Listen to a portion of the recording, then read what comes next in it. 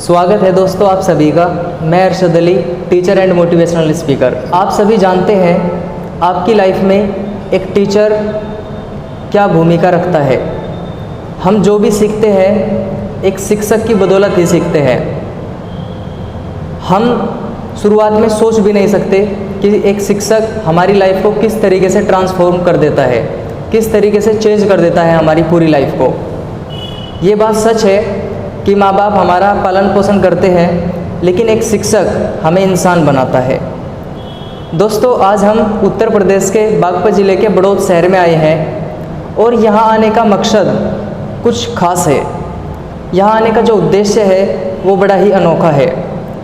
आज हमारे शो में मौजूद है एनपी सर, और एनपी सर एक शानदार चेहरा है टीचिंग फील्ड में, एक सक्सेसफुल टीचर है, लेकिन इस सक्सेस के पीछे काफ़ी वर्षों का संघर्ष है।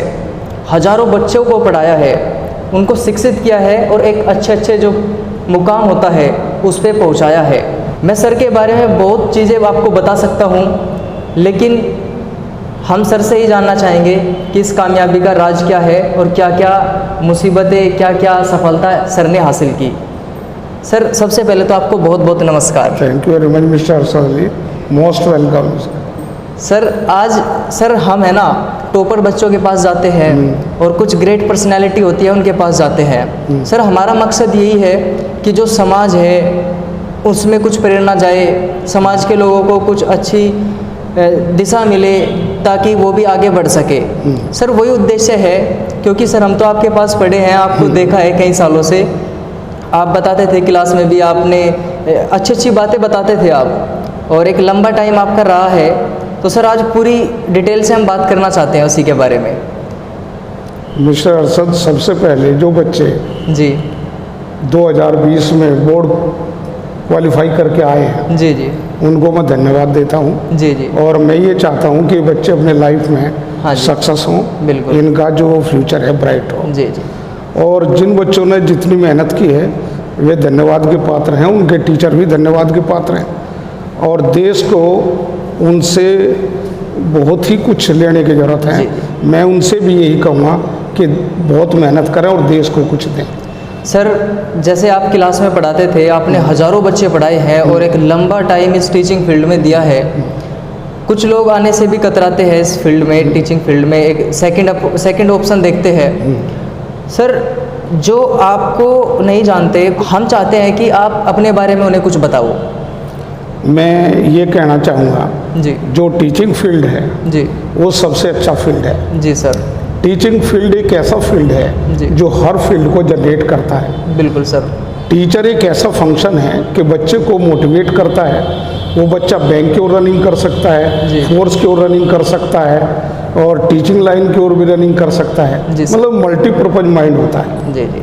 टीचर भी मल्टीपर्पज माइंड होता है, और जैसा टीचर होगा वो अपने बच्चे को भी मल्टीपर्पज ही जनरेट करने की कोशिश करेगा। तो मैं सभी से मतलब यही इच्छा रखता हूँ कि जो टीचिंग लाइन है उसमें विश्वास रखें, टीचर में विश्वास रखें। ये निश्चित है कि यदि वे मेहनत करते रहेंगे वे अपनी मंजिल को जरूर हासिल कर लेंगे। बिल्कुल। सर, अपनी कुछ क्वालिफिकेशन के बारे में बताइए, क्या शिक्षा आपने हासिल की है? मैंने जो हाई स्कूल किया है, जी सर, जैसा कि पहले यूपी बोर्ड से करते थे लोग बात, बिल्कुल सर, वो मैंने अपने गांव एलम से किया है, जो पहले डिस्ट्रिक्ट मुजफ्फरनगर में बिलोंग करता था। जी सर। अब नया डिस्ट्रिक्ट बनने के बाद वो डिस्ट्रिक्ट शामली में चला गया। हाँ जी। तो 12th हमने किया हिंदू इंटर कॉलेज कांगड़ा से। हाँ जी। और हमारे टीचर हुआ करते थे जो पानीपत से बिलोंग करते थे, he was mister N D Malik. बहुत ही फेमस टीचर थे, कितने डिस्ट्रिक्ट में उनका नाम था। उनके पढ़ाए बच्चे IIT में भी गए हैं, टीचिंग लाइन में भी आए हैं। एक different method, good method of teaching जी जी, जो उन लोगों ने हमें प्रोवाइड किया है, हमें जो दिया है, उसी के बलबूते पर हम भी आगे बढ़ रहे हैं। किसी भी एक आदमी का एक्सपीरियंस शेयर करने के बाद जी, दूसरा आदमी यदि चाहे तो उसको उसका बेनिफिट ले सकता है। जी सर। हर टीचर का एक्सपीरियंस बच्चे को एक बेनिफिट देता है। जब हम पढ़ाते हैं तो बच्चे को हम एक मैच्योर पोजीशन में लेकर जाने की कोशिश करते हैं, ताकि हमारा बच्चा फ्यूचर में गिल्टी फील ना करे। जी और मैं सभी बच्चों को यही कहूँगा, कठिनाई आती रहती है, दिक्कतें आती रहती हैं, जी जी बच्चे को इग्नोर कर देना चाहिए। समय निकल जाता है। जो लोग बाग आज आपसे बात करते हैं, जी सर, कुछ दिनों बाद ये लोग आपकी हैसियत जी। पूछेंगे, और वो जो आपकी हैसियत पूछेंगे वो निकल कर कहाँ से आएगी? वो हमारे जो स्टडी फंक्शन है, जो हम पढ़ते हैं, जो हमारी मेहनत है, जी। उनसे निकल कर आएगा। इसलिए मैं ये चाहता हूँ, हर बच्चे को यही सजेस्ट करूँगा, यदि फ्यूचर में कुछ बनना है तो पढ़ाई में तो विश्वास रखना पड़ेगा ही। जी सर, इसमें कोई बच्चा गरीब है अमीर है, इस पॉइंट को कभी मतलब आड़े नहीं आने देना चाहिए। सर जैसे आपने बताया कि आपकी जो शुरुआती शिक्षा है वो आपने 10th क्लास के बारे में बताया कि एलम गांव है, हाँ। जो मुजफ्फरनगर जिले में पड़ता बिल्कुल। था पहले, हाँ। वहाँ से हुई। हाँ। लेकिन सर फिर उसके बाद हायर स्टडी में आपने क्या हायर किया स्टडी है? के बाद हम जैन कॉलेज में आए हैं। अच्छा। यहाँ से हमने अपने पीरियड में बीएससी टॉप किया। बीएससी? हाँ। जी, फिर सर? बीएससी में टॉप किया, जैन कॉलेज टॉप किया। जी जी सर। उसके बाद हम यहाँ से एमडी यूनिवर्सिटी रोहतक में चले गए। जी सर। रोहतक में जाने के बाद हमारे यहाँ की एजुकेशन वहाँ की एजुकेशन में हमें थोड़ा डिफरेंस मिला।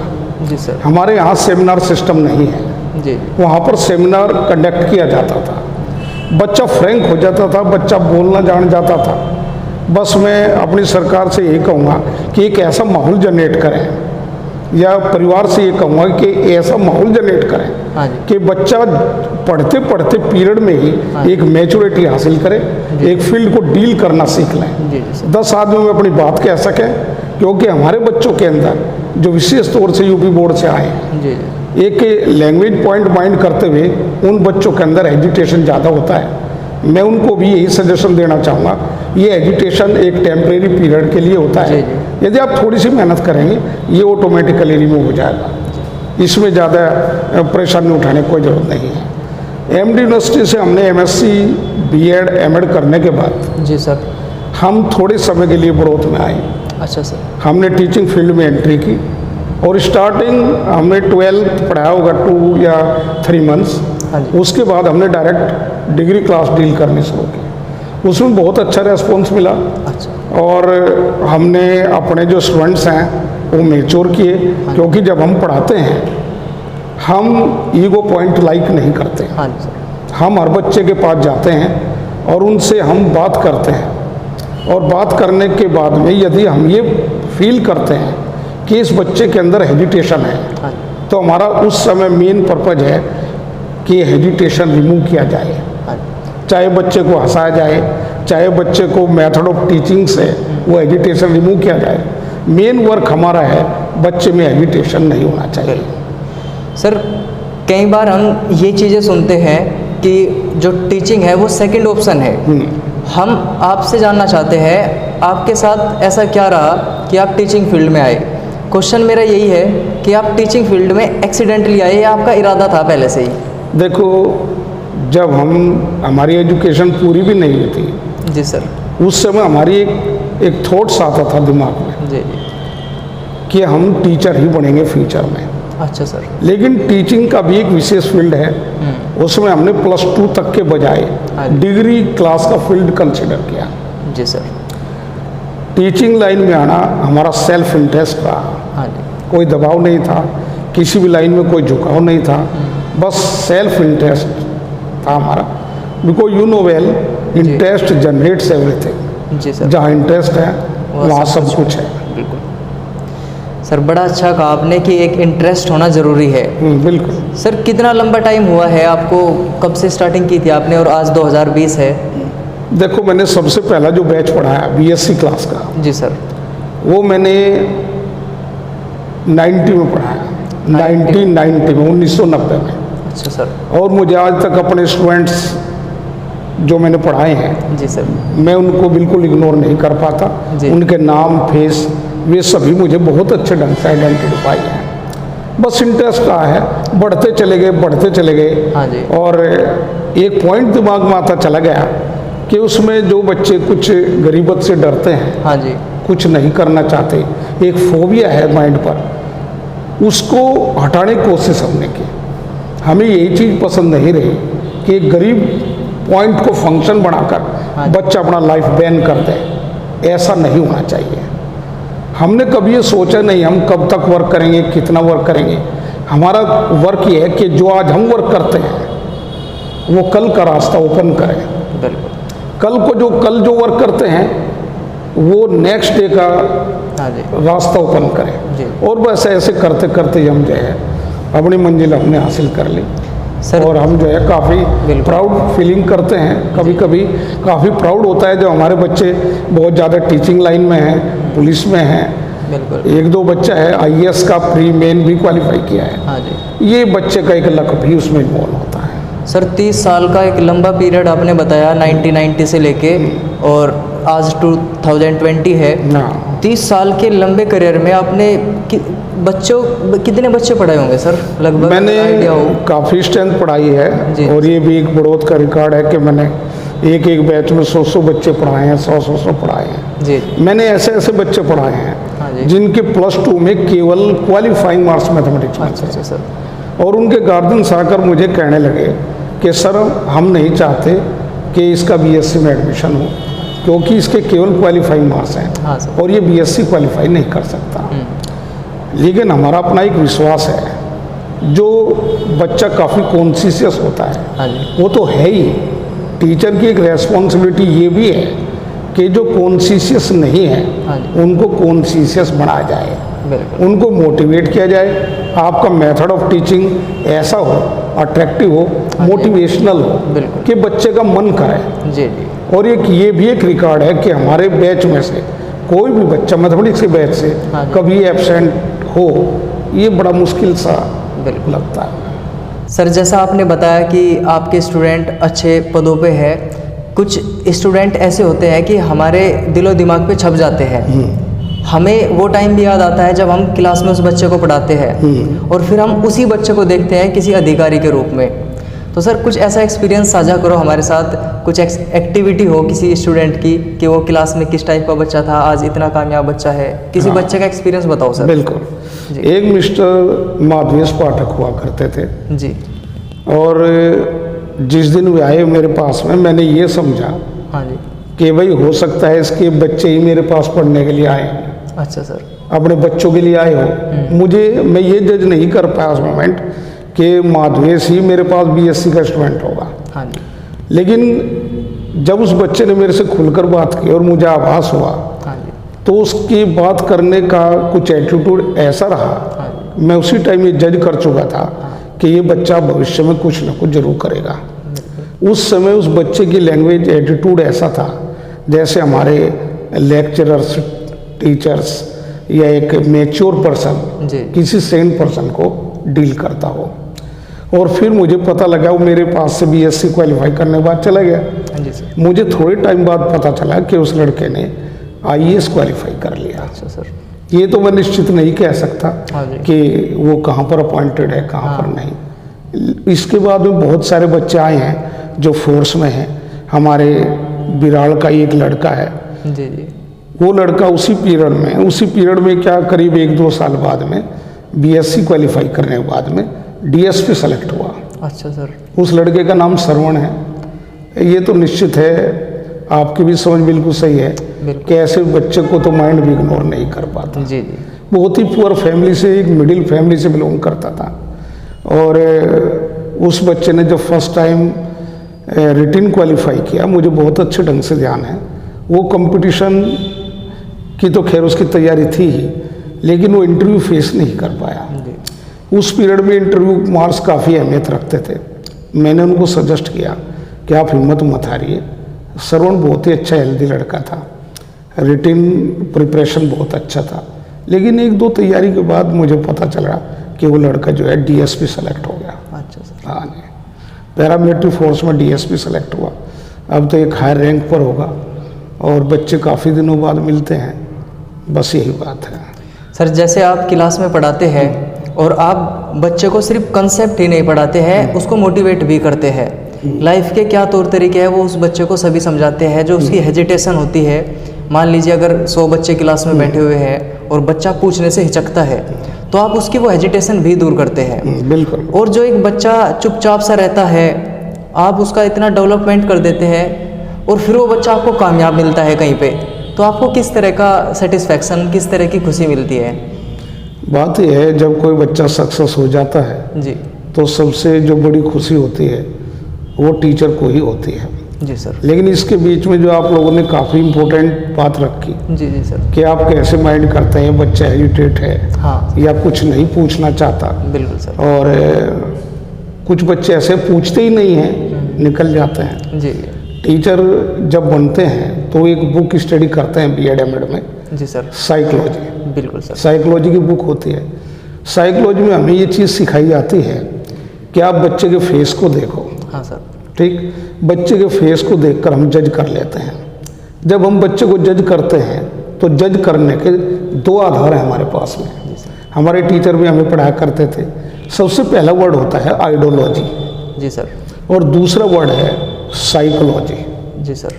तो जो साइकोलॉजी है वो तो केवल हम पढ़कर पास होते हैं, उस फेस के माध्यम से हम ये जज करते हैं जी जी कि ये बच्चा कैसा फील कर रहा है हमारे पास आने के बाद। जी जी सर। जो दूसरा वर्ड है उसका वो होता है आइडियोलॉजी।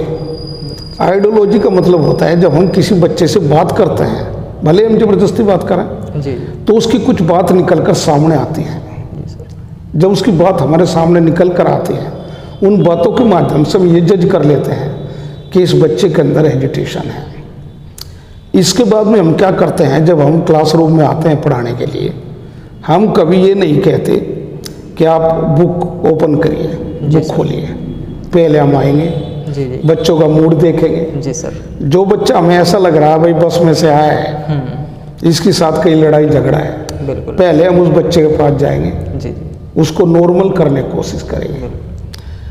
क्योंकि उस समय जो टीचिंग पॉइंट है वो एक सेकेंडरी पॉइंट है। सबसे बड़ी बात तो होता है कि बच्चा मेंटली और फिजिकली प्रेजेंट हो। जी सर। यदि बच्चा फिजिकली प्रेजेंट है, मेंटली एब्सेंट है, तो मेथड ऑफ टीचिंग बच्चे के लिए कोई मायने ही नहीं रखता। जी सर। तो मैं सबसे पहले यही वर्क करता हूँ कि बच्चे को ये चाहता हूँ कि इसका एजुटेशन दूर हो, बच्चा मेरे से ज़्यादा बात करे। और ये तो निश्चित है कि यदि वो मेरे से बात नहीं करेगा जी जी तो फिर मैं उससे बात करूँगा। बिल्कुल सर। ये जरूरी है हमारे लिए, ठीक, क्योंकि एक्शन रिएक्शन रूल है। हाँ जी हम किसी पत्थर के टुकड़े को नीचे मारते हैं जी और यदि वो जंप हो जाए तो हम उसको कैच कर सकते हैं, जी जैसे बॉल को। लेकिन यदि उसमें जंप नहीं हुआ तो मुड़कर तो उठाना पड़ेगा झुककर। बिल्कुल सर। तो झुकना बुरी बात नहीं है। जी जी जब टारगेट हमारे सामने हो, झुकना या ना झुकना कोई मायने नहीं रखता। हमारा टारगेट है हमारा बच्चा मेंटली फिजिकली प्रेजेंट हो, जी जी फ्यूचर में 10-20 आदमी में जहाँ वो खड़ा होकर बात करें, बेबाकी से अपनी बात रखें, बिल्कुल। क्योंकि हमारे अंदर सब कुछ है। जी जी और यदि हम अपनी बात किसी आदमी को नहीं कहेंगे, सेकंड या थर्ड पर्सन को नहीं कहेंगे, जी एक डॉक्टर को हम अपनी कोई डिसीज है वो नहीं बताएंगे, जी सर। तो ट्रीटमेंट होने में काफ़ी टाइम लगता है। हमें डॉक्टर का भी ज़्यादा इंतजार नहीं लेना चाहिए। जी जी सर, बड़े अच्छे जवाब आप दे रहे हैं हमारे सवालों के। किसी भी काम की शुरुआत एक छोटे लेवल से होती है और जाहिर सी बात है कि आपने भी कहीं ना कहीं से शुरुआत की ही है। 30 साल का आपने लंबा टाइम बताया। सर, हम उसी के बारे में जानना चाहते हैं कि जैसे आपने शुरुआत की, शुरुआत में कुछ पता नहीं होता कि कहाँ से शुरू करे, क्या करे, कुछ ज़्यादा पता भी नहीं होता, तो कुछ परेशानियाँ भी आई होगी, उनके बारे में सर कुछ बताइए। किस तरह की जो डिफ़िकल्टी थी आपको फेस करनी पड़ी? देखो अरशद जी, जब हम बाहर निकलते हैं, जी sir. For example coaching centre में हम आते हैं, कोचिंग सेंटर ओपन करते हैं, जी सर। तो उसमें सबसे बड़ी प्रॉब्लम तो प्लेस चूज करने की होती है। जी जी जगह चूज करने में काफ़ी दिक्कत आती है। जी सर। यदि हमारे पास सेल्फ रेजिडेंस नहीं है जी जी तो जितने बच्चे आते हैं, स्वाभाविक है जब बच्चों की नंबरिंग बढ़ेगी जी सर। तो उससे जो नेबरर्स हैं वो काफ़ी परेशान होते हैं। जी जी ये फैक्ट है। एक तो ये प्रॉब्लम आती है। दूसरी प्रॉब्लम ये है कि जो नए टीचर्स होते हैं उसमें हम भी हैं और आप भी हैं, जी सर। अदर टीचर्स भी हैं, जी उनको थोड़ा सब्र से वर्क करना चाहिए। जी सर। हम भी ऐसे थे। उस समय क्या होता था, टीचर के सामने प्रॉब्लम आती थी। मैं बच्चे को हिंदी मीडियम में पढ़ाऊँ, मैं बच्चे को इंग्लिश मीडियम में हाँ पढ़ाऊँ। कुछ बच्चे हिंदी मीडियम में से आते हैं, वो भी बोर्ड से निकल कर आते हैं। कुछ बच्चे सीबीएसई बोर्ड से निकल कर आते हैं। हाँ जी। तो उसके बाद तो फिर एक रास्ता चूज करते हैं, कुछ हम भी चलेंगे, कुछ जी। तुम भी चले आओ। जी जी। जो इंग्लिश के बच्चे हैं उनको हम थोड़ा हिंदी की ओर मोटिवेट करते हैं, क्योंकि हिंदी हमारी मदर टंग है। बिल्कुल सर। और जो हिंदी के बच्चे हैं, जो विशेष तौर से रूरल एरिया से बिलोंग करते हैं, उन बच्चे को इंग्लिश स्पीकिंग में काफ़ी प्रॉब्लम आती है। जी सर। तो मैं जहाँ तक समझता हूँ टीचर को प्रॉब्लम यही आती है कि वो हिंदी यूज करें या इंग्लिश यूज करें, कौन सा मीडियम चूज करें। तो हमने उस समय ये जो चैलेंजिंग पॉइंट था हमारे लिए, इसमें हमें कभी ज़्यादा दिक्कत नहीं हुई। दिक्कत तो हुई, वो फिर हमने इस तरीके से सोल्व की कि सबसे पहले हम बच्चे को एक जनरल लैंग्वेज यूज करते हैं। बच्चे को पहले हम अपनी ओर मोटिवेट करते हैं, कुछ हिंदी में बोलते हैं, कुछ इंग्लिश में बोलते हैं। जो हिंदी के बच्चे हैं वो इंग्लिश में समझ जाते हैं, इंग्लिश समझने की कोशिश करते हैं। जो इंग्लिश के बच्चे हैं वे कुछ हिंदी समझना शुरू करते हैं। पहले हिंदी में समझाएंगे, फिर कुछ हिंदी और इंग्लिश में समझाएंगे, जी जी। फिर इंग्लिश में समझाएंगे। बिल्कुल। थर्ड पॉइंट पर, थर्ड स्टेज पर ये प्रॉब्लम सोल्व हो जाते हैं। जी और इसके बाद ये जो लाइन है ये एक ऐसी करंट चेंजिंग है, जी समय समय पर आती रहती है। Teacher according to the time जी जी सर। उनको कंसिडर करते हुए उनको सोल्व कर लेते हैं। बिल्कुल। रही जहाँ तक कि भाई हमने ये परेशानियाँ उठाई हैं, वो परेशानियाँ उठाई हैं, जी जी सर। ये तो कुछ सामान्य प्रॉब्लम्स हैं जी सर। कि सब कुछ होते हुए भी कुछ प्रॉब्लम्स ऐसी होती हैं हाँ जी। वे फिर भी उठ जाते हैं। तो बहुत सारी प्रॉब्लम है, वो जैसी प्रॉब्लम होती है उसी समय डिसीजन लेकर उनको सोल्व कर लिया जाता है। जी जी। इस दुनिया में हमें कभी भी प्रॉब्लम को प्रॉब्लम मानना ही नहीं चाहिए। जी सर। ये हमारी लाइफ का पार्ट है, उसको भी एंजॉय करो। बिल्कुल सर। मैं यहाँ पर आज एक जिक्र करना चाहूँगा। जी सर। जब मैं पढ़ाता हूँ काफ़ी क्राउड होता है, बच्चे काफ़ी खुश होते हैं, जी जी। तो कुछ नेबरर्स ऐसे भी होते हैं हाँ जी। कि सर एंजॉय कर रहे हैं लाइफ, हाँ। लेकिन उनको ये नहीं पता जो टीचिंग लाइन है, स्टडी लाइन है, स्टडी करते हैं, इसका दूसरा नाम है एंजॉय करना ही है।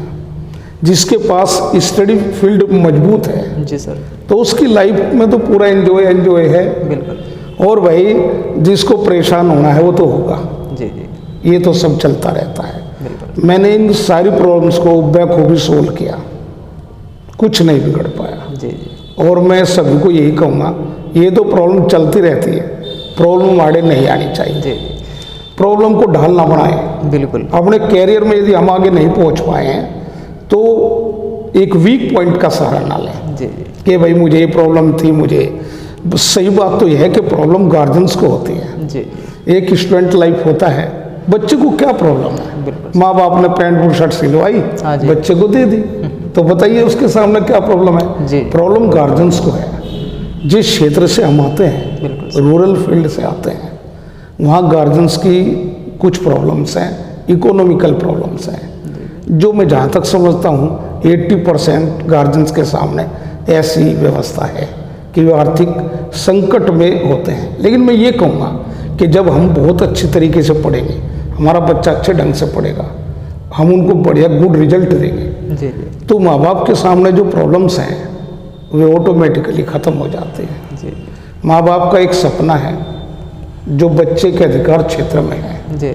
वो सपने को उस क्षेत्र में ढूंढना चाहता है। बिल्कुल। और यदि बच्चे के एजुकेशनल फील्ड में उस माँ बाप को अपना सपना मिल जाए तो गार्जियंस किसी भी प्रॉब्लम को प्रॉब्लम समझता ही नहीं है। जी। क्योंकि एक समय होता है जब बच्चा जवान हो जाता है तो माँ बाप बच्चे में एंट्री कर जाता है, सब कुछ समर्पित कर देता है। जी। तो प्रॉब्लम हमारे सामने नहीं रही, गार्जियंस के सामने प्रॉब्लम है। जी। हमारी एक ड्यूटी है, इंटरनली माइंड करें कि मेरे गार्जियंस ने मेरे लिए बहुत मेहनत की है, मैं इनको पॉजिटिव रिजल्ट दूँ। जी जी। आउटपुट अच्छा होना चाहिए। बिल्कुल। इनपुट पर उस समय ध्यान मत जी। दो, आउटपुट पर रिजल्ट दो।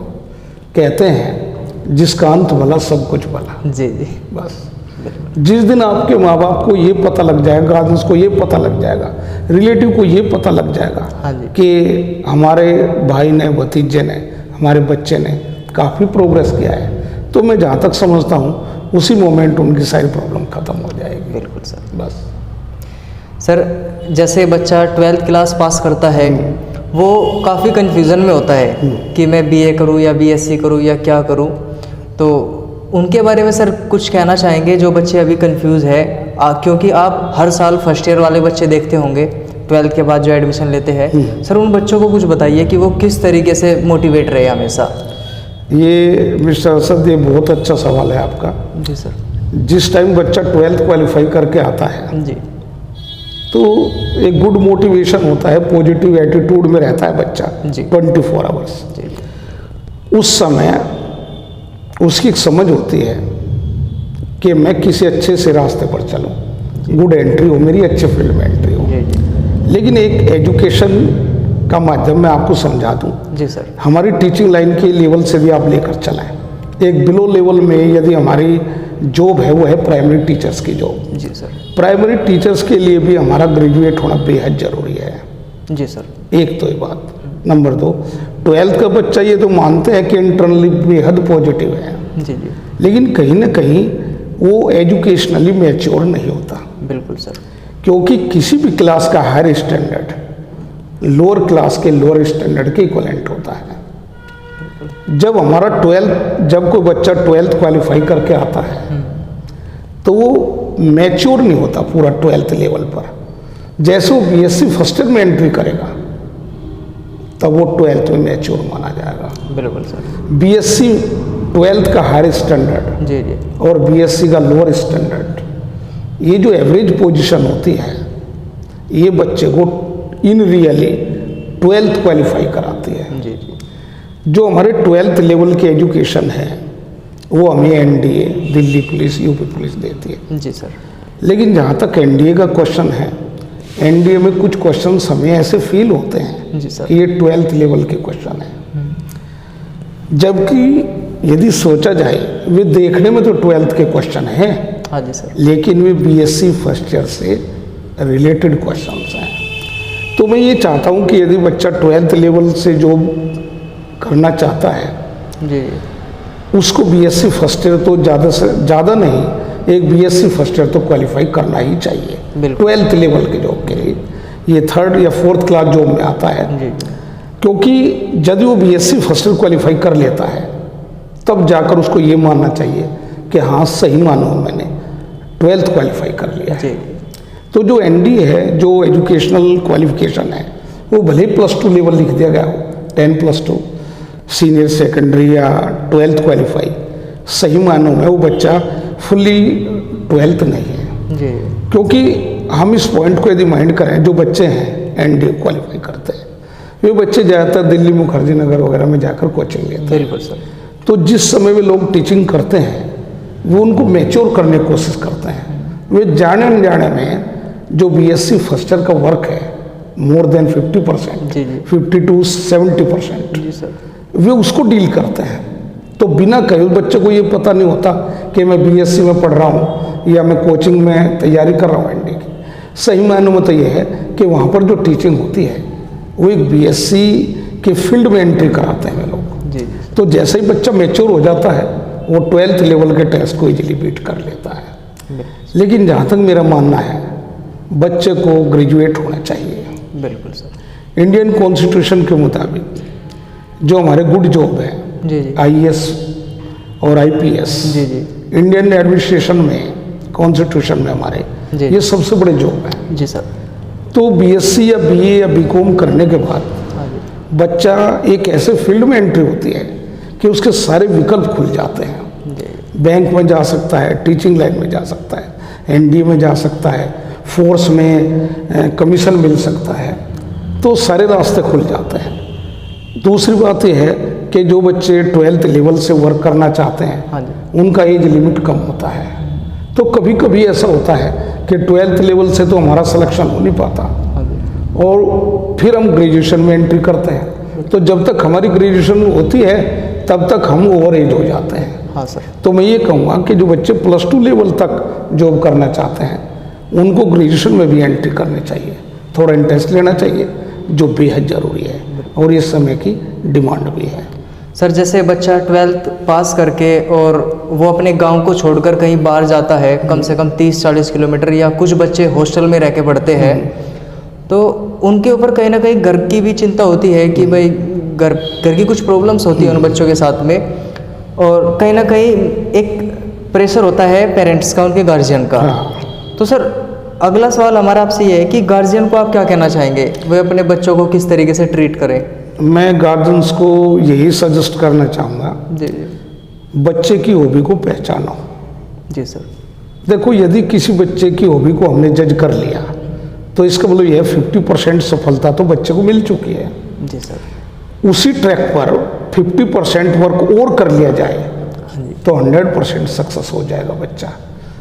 यदि हम अपनी ज़रूरतें किसी बच्चे के ऊपर थोप दें जी जी और बच्चा डिसलाइक करता है उसको, जी जी, तो ये बच्चे के लिए, बच्चे कैरियर के लिए, बच्चे के फैमिली के लिए, गार्जियंस के लिए हार्मफुल हो सकता है। जी जी जैसे कि आप लोगों ने देखा होगा कि हमारे स्टूडेंट्स के ऊपर काफ़ी प्रेशर होता है। जी जी सर।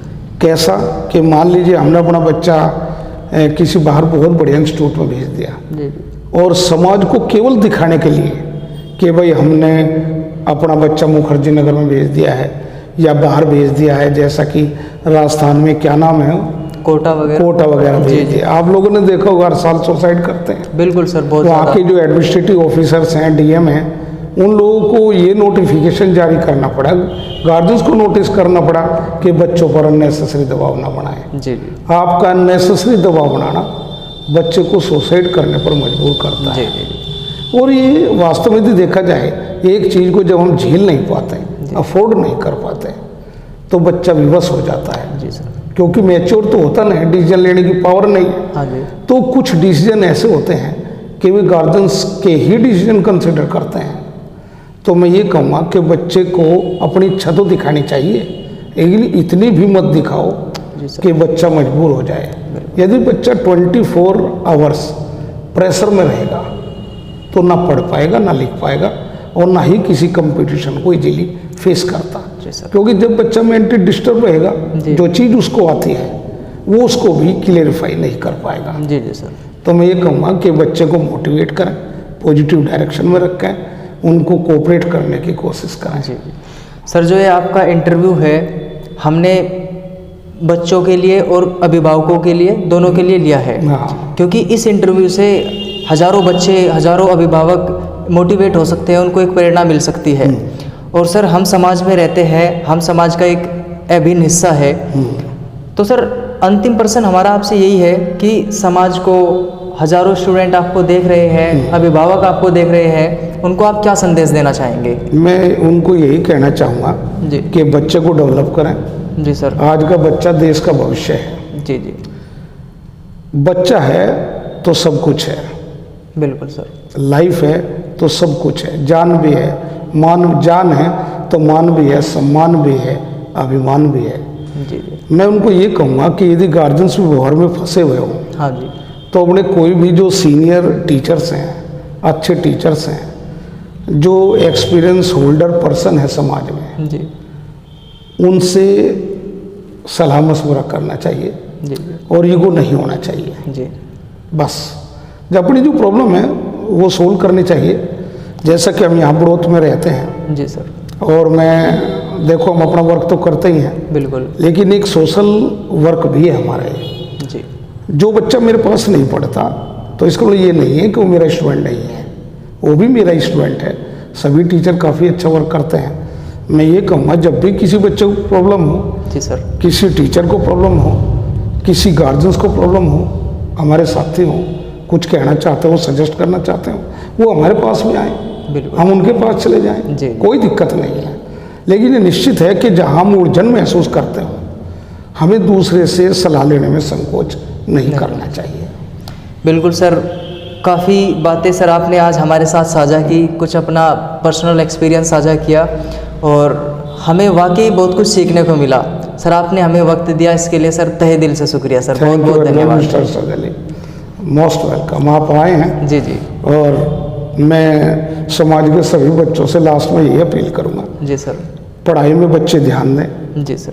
बच्चे अपने रास्ते से ना भटके बेहद ज़रूरी है, जी सर। क्योंकि जो हमारे विशेष तौर से गांव से बच्चे आते हैं वे भटक जाते हैं। जी सर। तो मैं गार्जियंस को से ये अपील जरूर करूँगा, बच्चों पर ध्यान रखें, जी सर। बच्चों के व्यवहार पर ध्यान दें। बिल्कुल सर। ठीक, बस यही कहना चाहूँगा। शुक्रिया thank you sir, very much. शुक्रिया सर। ठीक है।